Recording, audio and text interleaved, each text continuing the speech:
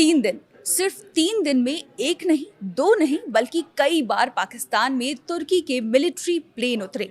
पाकिस्तान में पिछले 3 दिनों से तुर्की के सैन्य ट्रांसपोर्ट विमानों की लगातार आवाजाही ने सवाल खड़े कर दिए हैं।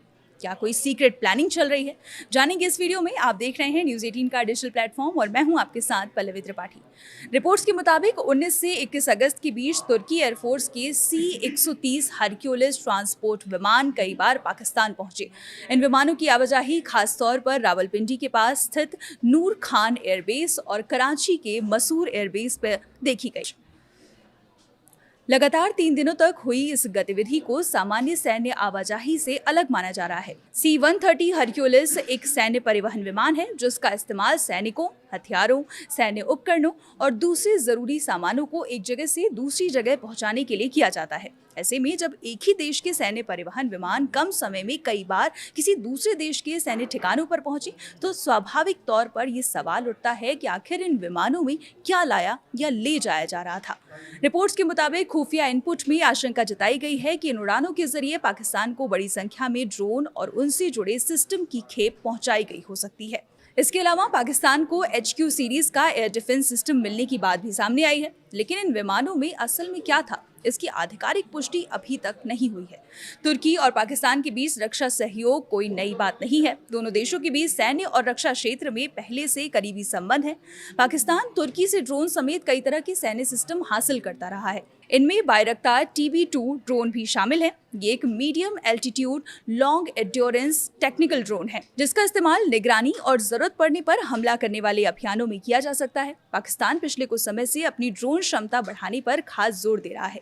इसके पीछे कई रणनीतिक कारण बताए जा सकते हैं। इनका इस्तेमाल निगरानी, सीमा पर नजर रखने, खुफिया जानकारी जुटाने और कुछ परिस्थितियों में सटीक हमले के लिए किया जाता है।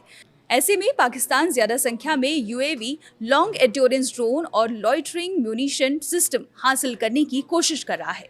रिपोर्ट्स में यह भी कहा गया कि इस दिशा में तुर्की और सऊदी अरब के साथ रक्षा सहयोग से जुड़े इंतजाम महत्वपूर्ण हो सकते हैं। अब सवाल ये है कि तुर्की के विमान नूर खान और मसूर एयरबेस पर ही बार बार क्यों पहुंचे। दोनों ही पाकिस्तान के महत्वपूर्ण सैन्य ठिकानों में गिने जाते हैं। नूर खान एयरबेस रावलपिंडी के पास है और पाकिस्तान के सैन्य ढांचे में इसकी अहम भूमिका है। वहीं मसूर एयरबेस कराची में स्थित है। इन दोनों जगहों पर तुर्की के सैन्य परिवहन विमानों की लगातार मौजूदगी ने इस गतिविधि को और ज्यादा चर्चा में ला दिया है।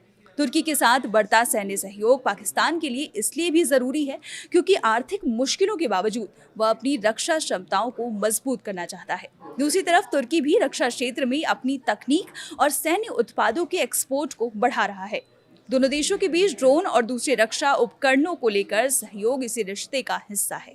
लेकिन इस पूरे घटनाक्रम में सवाल यही है कि 19 से 21 अगस्त के बीच तुर्की के C-130 विमानों ने वास्तव में पाकिस्तान तक क्या पहुंचाया। रिपोर्ट्स में ड्रोन और एयर डिफेंस सिस्टम की आशंका जरूर जताई गई है, लेकिन इसकी स्वतंत्र और आधिकारिक पुष्टि नहीं हुई है।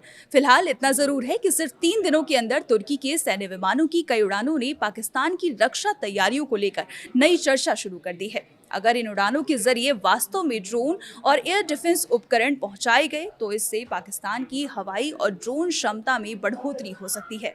आगे अपडेट्स के लिए बने रहिए हमारे साथ और देखते रहिए न्यूज़ 18।